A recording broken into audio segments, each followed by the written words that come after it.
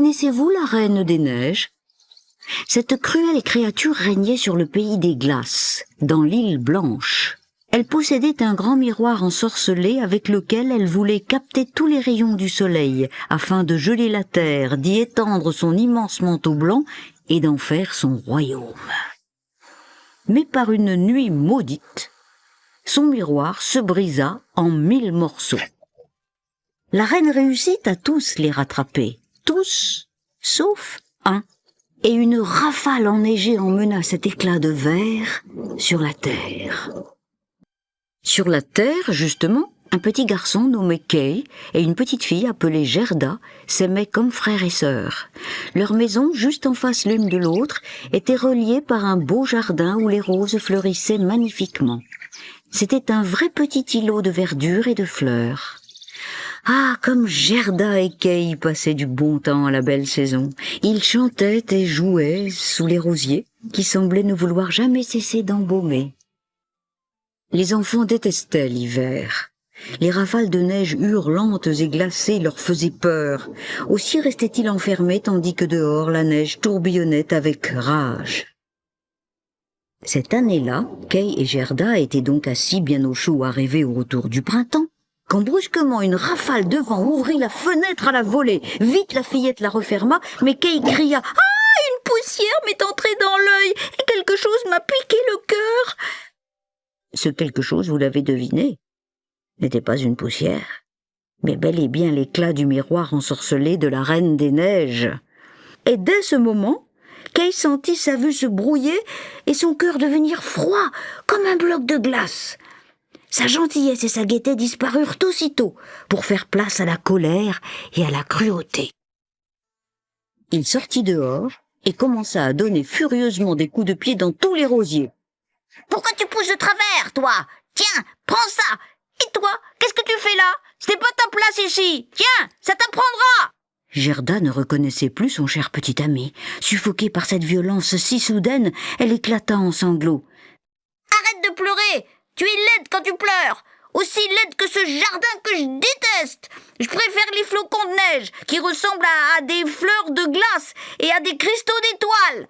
Et sur ces mots, il s'enfuit sur son traîneau vers la place du village.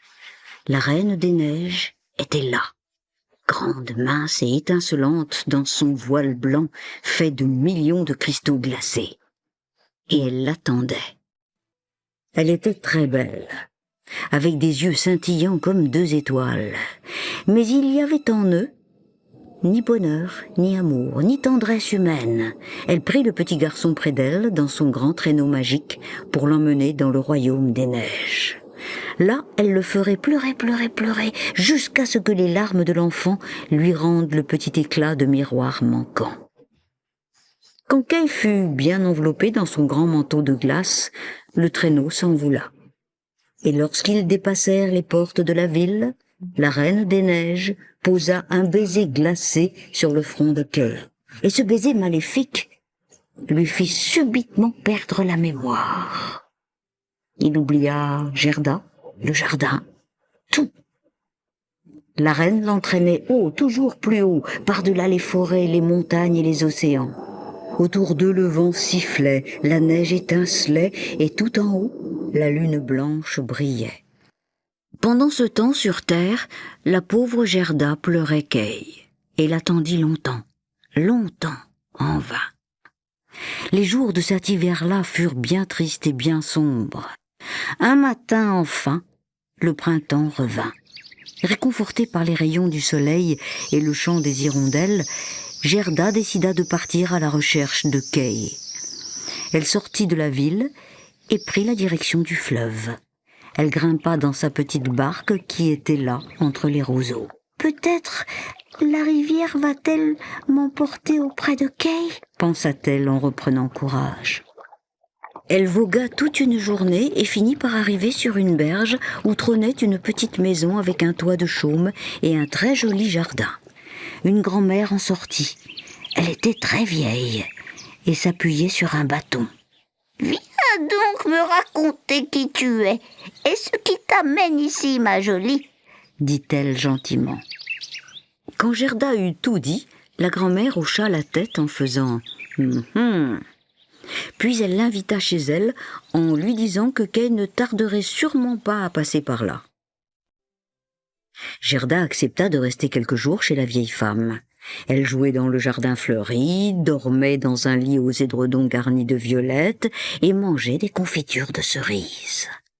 Plusieurs fois par jour, la vieille peignait la belle chevelure dorée de Gerda.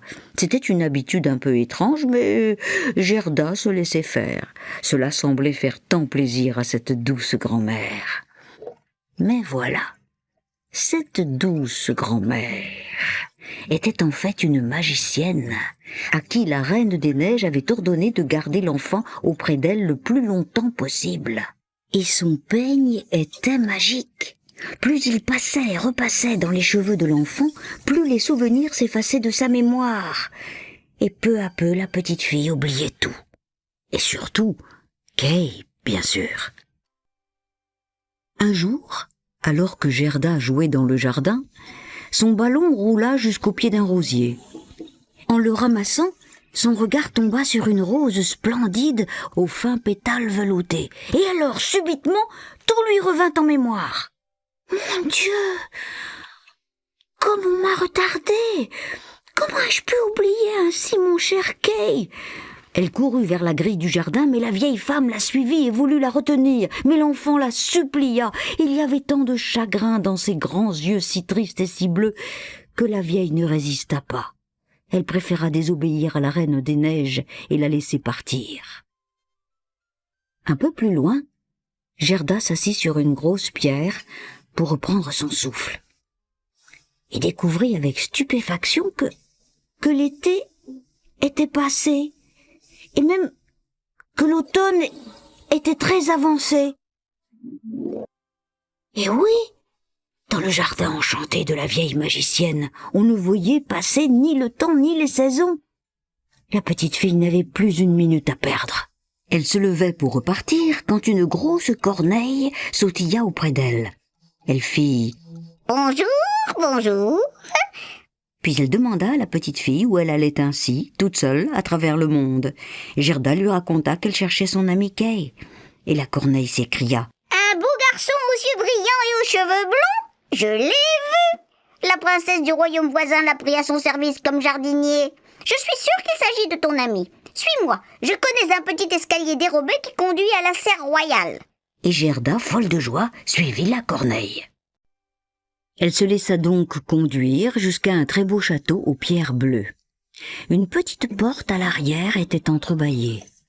Ils traversèrent sans faire de bruit l'immense propriété et arrivèrent devant l'abri de jardin de la serre royale. Gerda entra sur la pointe des pieds, écarta en tremblant quelques buissons de fleurs et découvrit le lit où dormait le garçon après sa journée de travail. Une jolie mèche de cheveux blonds dépassait du drap. « Kay !» cria-t-elle le cœur battant. Il se réveilla, tourna la tête vers elle. Hélas, ce n'était pas le petit Kay. Le jardinier était jeune et beau, il avait les mêmes cheveux que Kay, mais ce n'était pas Kay. Et pour cause, tout cela n'était qu'une nouvelle ruse de la Reine des Neiges. Elle avait chargé l'oiseau d'entraîner cette fillette encombrante sur une fausse route. Pauvre Gerda. La fillette en fut si déçue qu'elle éclata en sanglots. Ses grands yeux si tristes et si bleus pleuraient tellement que le cœur de la corneille s'attendrit à son tour, et qu'elle commença à pleurer avec elle. « Je regrette bien de t'avoir trompée, pauvre petite. C'est la Reine des Neiges qui m'a obligée à le faire. C'est elle qui retient ton petit ami prisonnier. » Sur ce arriva la princesse réveillée par ces bruits. On lui raconta toute l'histoire et pour consoler Gerda, elle la prit dans ses bras. Le lendemain, elle lui offrit de quoi poursuivre son voyage dans les meilleures conditions. Une robe chaude, un manteau de fourrure et un joli petit carrosse attelé d'un cheval. « Bonne chance et bonne route !» lui crièrent le jardinier, la corneille et la princesse. Gerda les remercia et agita son mouchoir par la fenêtre du carrosse qui s'éloignait. Mais la Reine des Neiges, qui voyait tout dans son miroir, était folle de rage. Elle envoya cette fois à la poursuite de Gerda toute une bande de brigands. Ils jaillirent de la forêt sombre, se jetèrent sur le carrosse et enlevèrent la fillette. Ils ne lui firent aucun mal. Heureusement, ils l'emmenèrent avec eux dans leur repère, un vieux moulin en ruine. Là, Gerda rencontra la fille du chef des brigands, qui avait son âge.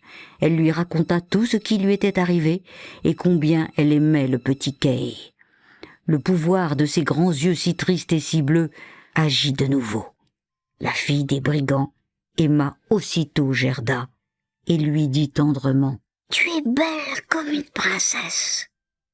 Je vais t'aider. » La petite gitane se tourna alors vers un vieux renne qui dormait là sur la paille. « Peut-être sais-tu, toi, où est le royaume de la Reine des Neiges ?» « Ah, qui pourrait le savoir mieux que moi ?» répondit l'animal dont les yeux étincelèrent soudain. « Là où il y a toujours de la neige et de la glace, là où j'ai grandi, où l'on gambade heureux et libre, dans les grandes plaines brillantes, c'est là que la Reine des Neiges a son château, sur l'île Blanche. » Eh bien, je vais te libérer pour que tu emportes cette gentille petite fille à la recherche de son ami. » À ces mots, le renne bondit de joie.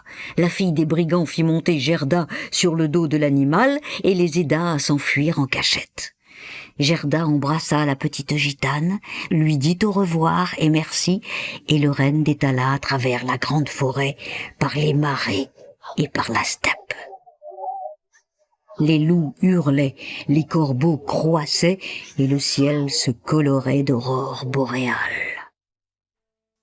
2 jours plus tard, enfin, ils arrivèrent sur l'île Blanche, au palais de la reine. Les murs de ce palais étaient faits de neiges éternelles, et les fenêtres et les portes de vent hurlant. Au milieu de la plus grande pièce, il y avait Kay, que la Reine des Neiges essayait par tous les moyens de faire pleurer, espérant ainsi récupérer le minuscule éclat du miroir. Mais Kay restait glacé et immobile, car un cœur sans sentiment ne ressent plus rien, et ne sait plus ni aimer, ni rire, ni même pleurer. Soudain Gerda entra. Les rafales s'arrêtèrent aussitôt, et un grand silence se fit. La petite fille sauta au cou du jeune garçon. Elle le serra très fort contre elle. « Kay, mon gentil petit Kay, après tout ce temps, je te retrouve enfin. » Elle pleurait de chaudes larmes qui coulèrent sur la poitrine de son amie, pénétrèrent jusqu'à son cœur et firent fondre la glace qui l'enveloppait. Alors Kay pleura à son tour, et l'éclat du miroir coula hors de son œil. La Reine des Neiges allait le rattraper quand elle poussa un cri. Tout autour d'eux s'était mis à fondre soudain. La neige, son miroir maudit, le palais de glace tout entier. Quant à la cruelle reine elle-même, il ne resta bientôt d'elle qu'une flaque d'eau glacée qui s'évapora très vite. L'amour et le bonheur des 2 enfants avaient triomphé. Eh oui, le soleil inonda alors toute l'île Blanche et la changea peu à peu en une vallée de fleurs. Et pas n'importe quelle fleur, des roses, bien sûr. Le renne ramena bien vite les enfants chez eux. Les oiseaux commençaient juste à gazouiller, et la forêt était pleine de pousses vertes. Kay et Gerda s'assirent dans leur jardin de roses, en se tenant toujours la main. Ils avaient oublié, comme on oublie un vilain rêve, les splendeurs vides du château de la Reine des Neiges. La belle saison était revenue, et plus jamais désormais, elle ne quitterait leur cœur.